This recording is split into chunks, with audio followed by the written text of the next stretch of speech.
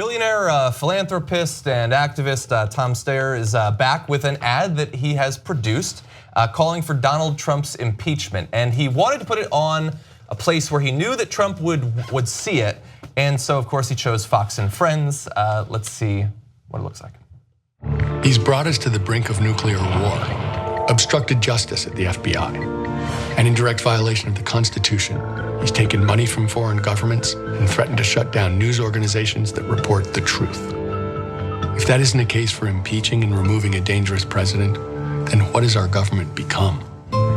I'm Tom Steyer, and like you, I'm a citizen who knows it's up to us to do something. It's why I'm funding this effort to raise our voices together and demand that elected officials take a stand on impeachment. A Republican Congress once impeached a president for far less.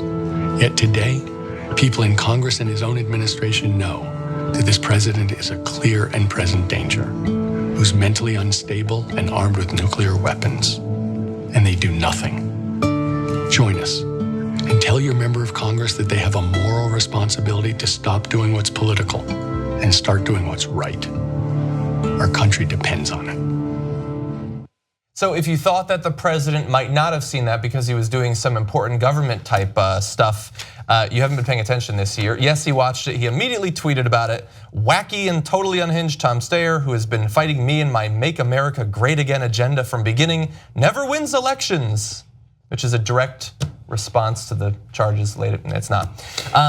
So look, he's pushing for that. He's, I guess, able to. I'm surprised that Fox actually ran the ad in the first place. I have recently read just this week that their ad revenue is down 17%. So it's possible that they can be less choosy about the ads. But Fox and Friends is a popular show, I think, at least in the White House. It polls very well. And so they decided to run that. Now, Fox and Friends audience was not happy. They were deluged with a torrent of tweets and comments on the articles about it, saying that they had been taken over by commies and Jews, and that's why they were doing this, that they were just in it for the money. And this, man, audiences really expect consistency in a message, because if there's anybody who has earned, for better or worse, protection from the charge that they're not sufficiently pro-Trump, isn't it Fox and Friends at this point? Like, they've done nothing but help him and praise him for a year. But they run this one ad and people are leaving their show. They're not watching anymore. Yeah, I don't believe him anyway. Yeah, I don't believe it. Yeah, look, that's why they were probably particularly angry. They're like, this is a bubble. You are not supposed to allow opposing viewpoints into this bubble. Yes. It really disturbs us. But people who huff and puff and say they're gonna leave, I mean, just check the comments below. Okay, they never leave. They're like, oh, next time. You do this again, but no, there's a lot of like, I'm gonna change the channel.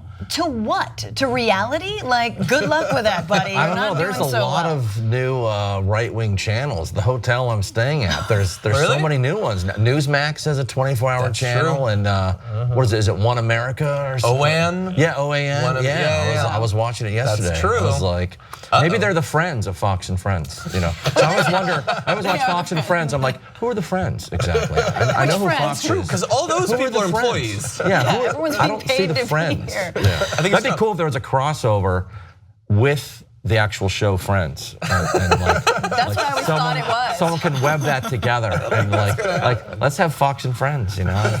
Let's have Steve Ducey dating somebody on that show. But they need the revenue. I mean, if they're going to keep on paying out like everyone who accuses their hosts of sexual assault, and they have to silence them, $32 million for Bill O'Reilly, man. You need the money. I get it, Fox. But I actually thought that this was a pretty effective ad. I mean, he's calm. He is, those blue eyes, those like steel blue eyes just staring at you as the camera just slowly pans in. I thought it was effective. I just thought that the messaging could have been a little different. I think it could have just been like, Donald, seek therapy. Like, we know you need help.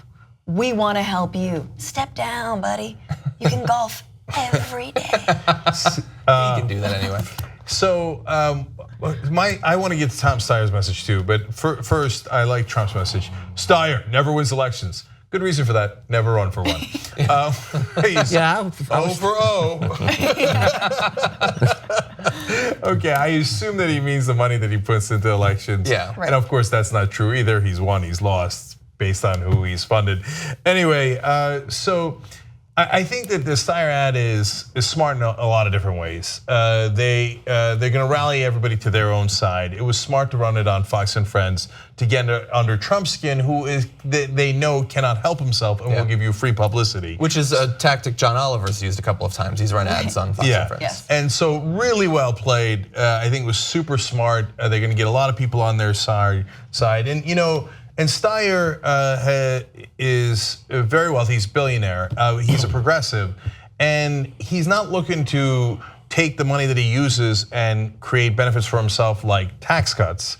He is not arguing for that, right? And so it's not out of self-interest, except for the fact that the main money that he spends is to try to fight against climate change. So I guess he's got a conflict of interest because he'd like to stay alive. He's got an agenda. All right, okay. Yep. And he wants his kids and grandkids to have a planet. Can I play devil's advocate for just a second? Yeah. Like I agree with basically what they said there, and certainly he's free. If he wants to pay for an ad, you can pay for an ad. I guess it happens all the time. Corporations do it. But it does make me a little bit uncomfortable that we have this class of people, and some of them are progressives and pro-environment and all that, who are so wealthy that they can unilaterally just produce these political ads. And like, I don't know that anything he said there was inaccurate, so maybe this isn't a good example for me to criticize, and I'm glad that Fox ran it.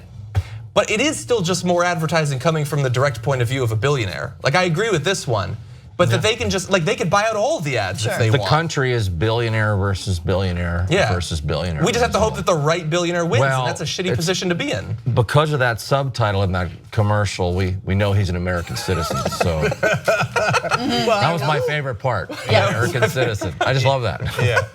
So Like, Just in case you're worried. Capital C. Can relax. all right, well, look, this be balanced here, and I'll join the fray of slight criticisms here. One is American Citizen looked really goofy. Totally agree. Like, come on, dude. I mean, you could have written Homo sapien, right? Like human being. We know. It's like a way of saying not billionaire, not running for office. Okay, but let's keep it real. One day, Tom Steyer might run for office. Okay, and he is a billionaire. I don't have any problem with billionaires doing the right thing. I love it. That's wonderful. He should give money to Wolfpack. He can't give money to Justice Democrats because they don't take big donations like that. But Wolfpack does. Go ahead. Is this part of the too strong, too strenuous? No. Okay. It's got nothing to do with that. And look, and if he's going to run for office, and a lot of people signed that petition, that's probably a good move too. I get it. So look, overall, there's not that many people doing the right thing. He's doing the right thing. Yeah. I'll take it and run. I agree. And it's okay to put his message out. And if he wants to spend whatever he has, 1 point whatever billion on doing great things, including in the media, including buying ads, I think that's actually lovely. Yeah. I just want to prevent even good guy billionaires, like to John's point, of being able to buy elections, right?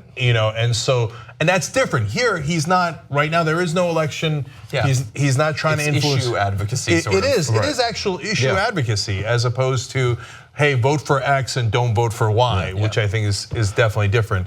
And he should. My only last tiny criticism is speak up a little bit. Yeah, it's a little too whispery. No, I like that. I'm glad he brought it up. was more yeah. ominous. Okay. I'm glad he brought up the the criticism of Trump's irresponsibility in dealing with North Korea and the threat of nuclear war. It's like, because to me it seems like there's almost no anti-war movement going on. Yeah.